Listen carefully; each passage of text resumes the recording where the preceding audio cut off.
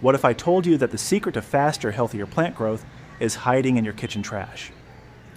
Yes, those onion skins you usually throw away are actually garden gold.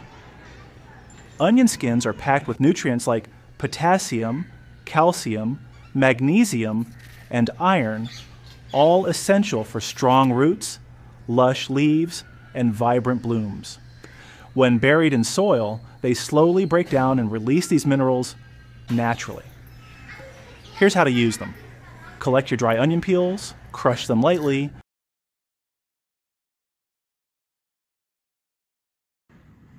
and bury them a few inches deep around your plants, or mix them into your compost pile.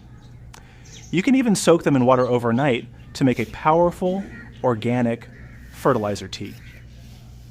This simple trick improves soil structure, boosts plant immunity, and encourages steady growth, all without chemicals or expensive fertilizers.